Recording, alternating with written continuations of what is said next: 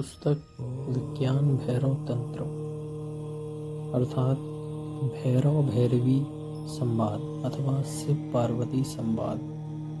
व्याख्याकार नंदलाल तसौर।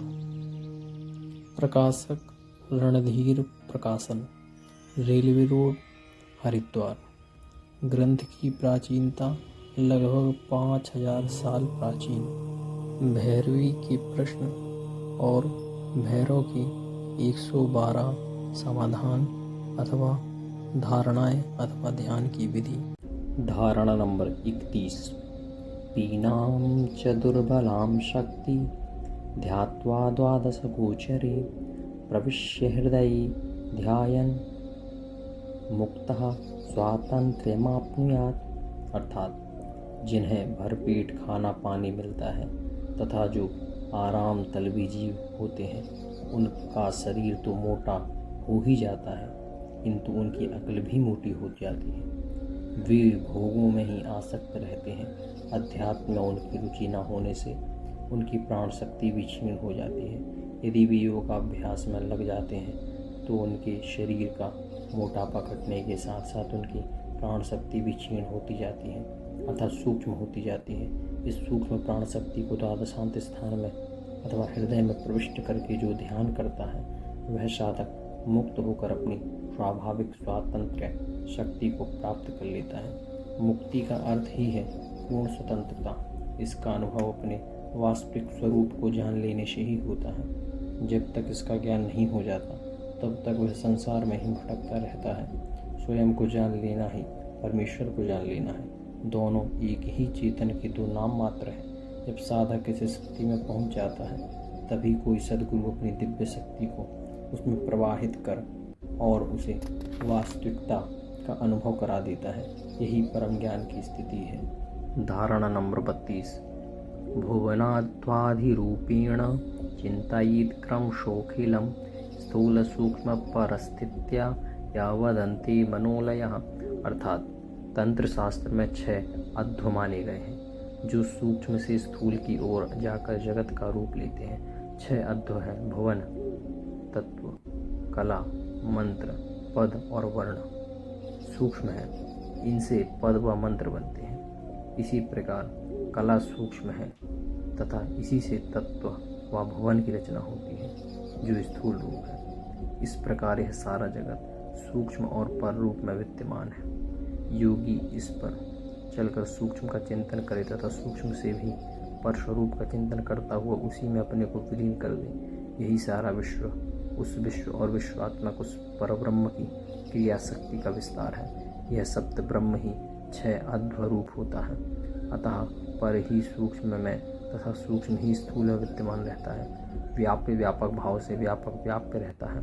जिस प्रकार वर्ण से ही मंत्र व पद बनते हैं, उसी प्रकार कला से ही तत्व व भुवन बनते हैं। वे सब सूक्ष्म से ही स्थूल रूप लेते हैं, जो अभिन्न रूप से स्थूल में विद्यमान रहते हैं। इनको भिन्न भिन्न नहीं माना जा सकता। जिस प्रकार घट में मिट्टी रहती ही है, इसी प्रकार बाद में आविर्भूत होने वाला पदार्थ अपने पूर्ववर्ती कारण तत्व में विद्यमान रहता ही है। जैसे बीज में पूरा वृक्ष सूक्ष्म रूप से विद्यमान रहता ही है, अन्यथा वह प्रकट कैसे हो सकता है। इस प्रकार विश्व के सभी पदार्थ अपने कारण तत्व में विद्यमान रहते हैं। अतः सभी पदार्थों एक दूसरे से संबद्ध हैं। अतः ये सब सर्वात्मक है और ये सभी उस परमेश्वर की स्वातंत्र्य शक्ति का ही विलास है। योगी को स्थूल से सूक्ष्म में तथा सूक्ष्म से परभाव में अर्थात चिन्मय के बोध में अपने मन का विलयन कर देना चाहिए। इसी प्रक्रिया से साधक का चित्त शिव तत्व में विलीन हो जाता है। इसी से सारी शक्ति का अधिपति महेश्वर है, जो पराशक्ति के अधिष्ठाता है। धारणा नंबर 33। अस्य सर्वस्य विश्वस्य परयन्ति सुसमन्ततः अत्र प्रक्रिया तत्वं सैवं ध्यात्वा महोदयः। अर्थात यह संपूर्ण जगत षट्त्वमय है, जो भुवन तत्व व कला तथा मंत्र, पद और अर्थ रूपी दोनों प्रकार की कलाओं की रचना है। इन दोनों शक्तियों की सहायता से ही शिव सृष्टि की रचना करते हैं। भुवन तत्व व कला वर्ग प्रकाश से आविर्भूत है तथा वर्ण, पद और मंत्र विमर्श स्वरूप है। इस प्रकार 2 अरणियों अर्थात लकड़ियों के रगड़ने से अग्नि उत्पन्न होती है, उसी प्रकार इन दोनों शक्तियों की सहायता से ही जगत की रचना होती है। शिव इन दोनों शक्तियों की सहायता से ही सृष्टि की रचना व संहार करता है। अतः यह जगत शिव से भिन्न नहीं है। इसलिए जगत के स्वरूप को छोड़कर केवल शिव का ध्यान करने वाले योगी को परम शिव का साक्षात्कार हो जाता है। शिव प्रकाश व विमर्श स्वरूप है, वही परमेश्वर है। धारणा नंबर 34। विश्वमेतन् महादेवी शून्यभूतं विचिन्तयेत् तत्रैव च मनोलीनं ततस्तल्लयभाजनम्। अर्थात भगवान शिव यहाँ फिर भैरवी से कहते हैं कि हे महादेवी, यह सारा दृश्य जगत शून्यभूत है, जो गंधर्व नगर के समान दिखाई तो देता है, किंतु इसकी कोई वास्तविक सत्ता नहीं है। सत्ता तो केवल शिव की ही है, जो निर्विवाद रूप से सत्य है।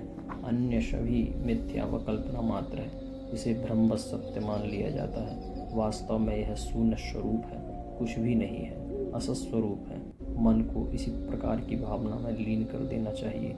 इस प्रकार की भावना से साधक अपने ही वास्तविक स्वरूप में लीन हो जाता है। धारणा नंबर 35। घटादिभाजने दृष्टिं भित्तिस्त्यक्त्वा विनिक्षिपेत् तल्लय तत्क्षणात् गत्वा तल्लयात् तन्मयो भवेत्। अर्थात घट के भीतर के आकाश में साधक अपने मन को स्थिर करे तथा देखे कि यह भीतर का आकाश बाह्य आकाश से किस प्रकार भिन्न नहीं है, किंतु घट की दीवारों से इसमें भिन्नता ज्ञात हो रही है। ये दीवारें ही भिन्नता उत्पन्न कर रही हैं, जबकि बाह्य आकाश में ऐसी कोई दीवार है ही नहीं। इसलिए आकाश में कोई भिन्नता नहीं है। साधक को घट के भीतर के शून्य आकाश में ध्यान करना चाहिए, तो ऐसा करने से मन शून्य में ही विलीन हो जाता है। मन के शून्य में विलीन होने पर वह परब्रह्म में विलीन हो जाता है, स्वयं ब्रह्म ही हो जाता है। सारी साधना मन को विलीन करने की है, क्योंकि यह सारा जगत मन के द्वारा ही कल्पित है। मन की विभिन्न वृत्तियाँ ही संसार की रचना करती हैं। मन जैसा देखना चाहता है, उसे संसार वैसा ही दिखाई देता है। मन के परिवर्तन से संसार अपने आप बदल जाता है, उसे बदलने का कोई प्रयत्न नहीं करना पड़ता। सभी संसार को बदलने का प्रयत्न करते हैं, किंतु अपने मन को बदलना नहीं चाहते। संसार बाधा नहीं है, यह मन ही बाधा है, जिसके बदलने पर सब कुछ बदल जाता है।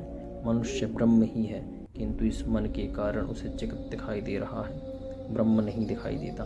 अतः मन को विलीन कर देने पर वह ब्रह्म ही हो जाता है। इस मिथ्या जगत से मुक्ति मिल जाती है।